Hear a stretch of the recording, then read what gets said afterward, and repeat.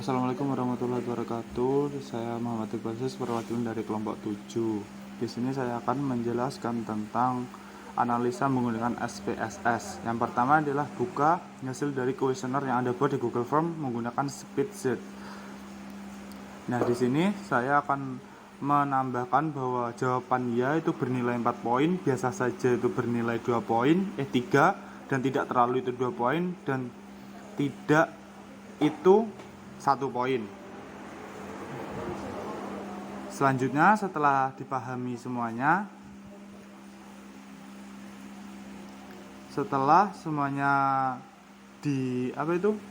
dijawab, kita langsung buka Excel.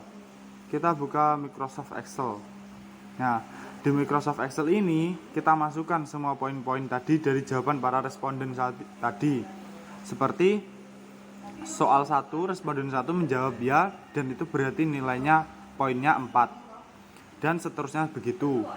Soal 2, responden nomor 1 itu menjawab biasa saja, dan itu bernilai 3. Semua masukkan sesuai dengan data yang telah dikumpulkan tadi. Selanjutnya setelah semuanya telah dimasukkan seperti contoh ini di dalam Excel sampai 50 responden, karena kita menggunakan 50. Selanjutnya kita buka aplikasi SPSS. Nah, untuk memasukkan data yang telah dibuat tadi, kita klik variable view yang ada di bawah. Selanjutnya setelah diklik variable view, kita tuliskan soal 1 di kolom name. Di dalam penulisan ini tidak diperbolehkan menggunakan spasi ya. Di sini saya salah, jadinya nanti akan error.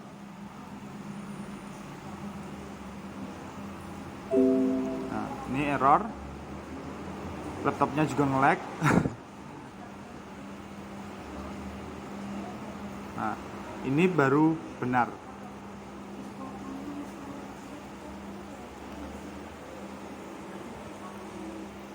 Lalu kita klik bawah lagi, soal 2, 3, sampai 10. Ini file videonya rada error ya guys ya. Ya guys ya.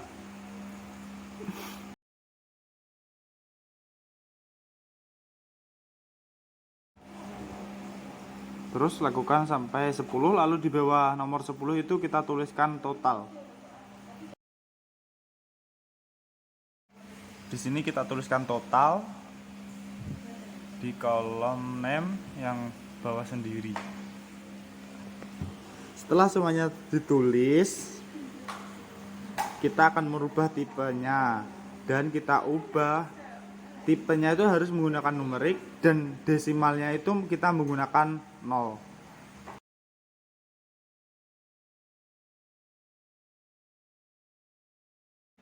Di sini kita rubah desimalnya itu 0 semua ya. Ini kan desimalnya itu 2, lalu kita rubah menjadi 0 semuanya.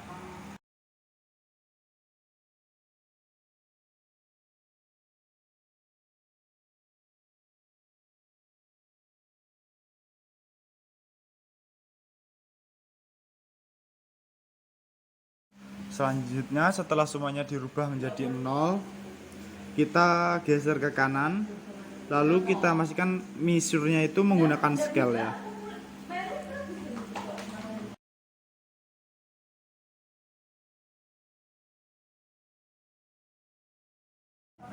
Setelah semuanya di measure-nya itu dibikin scale, kita tinggal klik data view, lalu kita copy file yang kita sudah bikin tadi di Excel.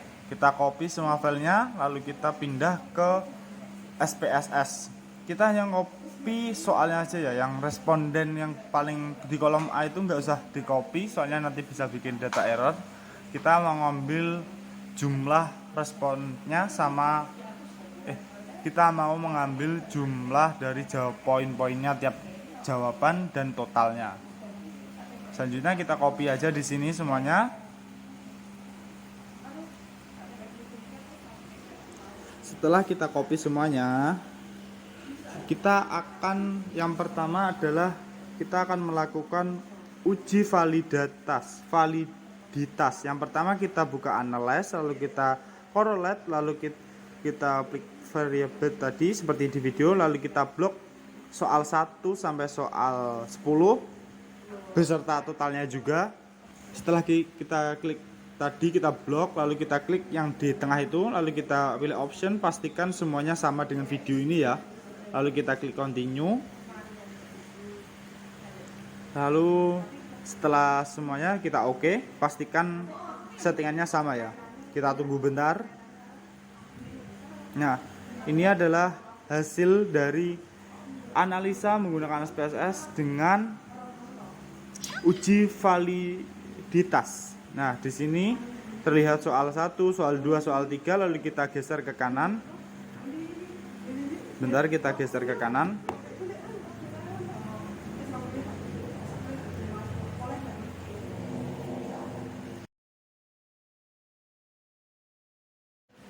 Nah, setelah kita geser ke kanan, di situ kan ada total. Nah, di totalnya itu kita membacanya di depan 144 itu ada nolnya. Jadi 0,144, 0,389. Nah, untuk membuktikan bahwa data kita valid atau tidak, kita membuka tabel R. Nah, di Google. Nah, di dalam tabel R tersebut kita mengambil yang 50 responden. Kita menggunakan rumus 50 dikurangi 2 jadi 48. Nah, di situ ditemukan angka 25,35 kalau nggak salah. Jadi, data bisa dikatakan valid jika totalnya itu melebihi 25,35 tersebut. Nah, ini yang tidak valid adalah nomor soal 1 yang pertama.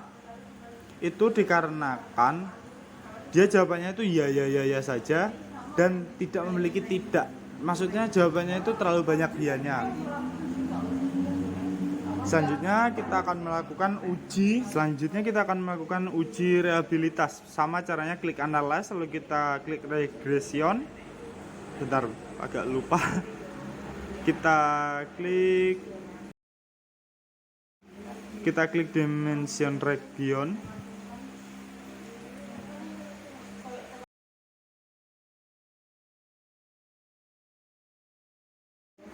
Maaf, lupa, ternyata kalau menggunakan uji reliabilitas itu kita klik scale, lalu kita klik tadi reliability analysis, lalu kita blok semuanya, lalu kita klik yang tanda panah di tengah agar pindah ke kanan, lalu kita klik statistik, itu kita klik aturannya itu sama aja gini, disamain aja ya sama ini. Sumarisnya kita pakai means, ANOVA-nya itu non, lalu kita continue, lalu kita pastikan modelnya itu apa, lalu kita oke.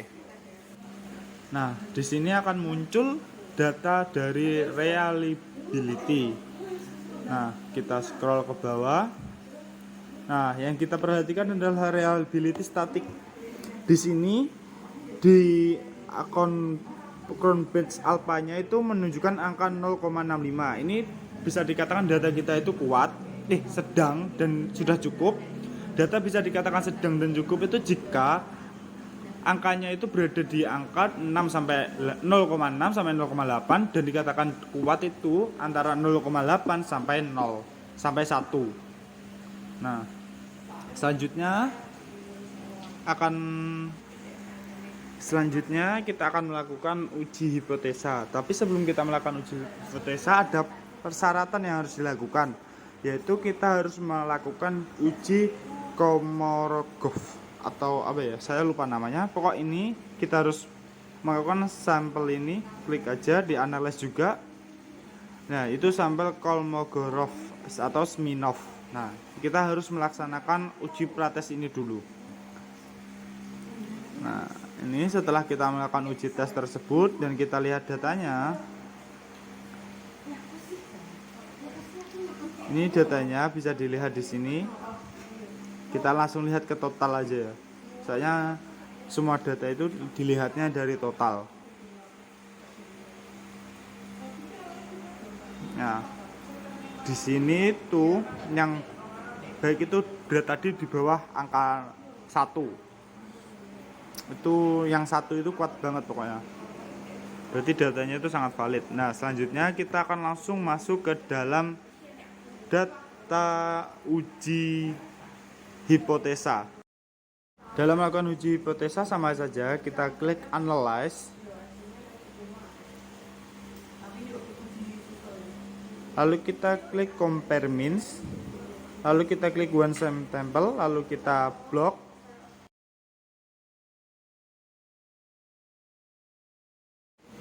Lalu kita blok soal 1, lalu kita klik tengah tadi seperti biasa. Lalu kita klik option, lalu kita samakan saja.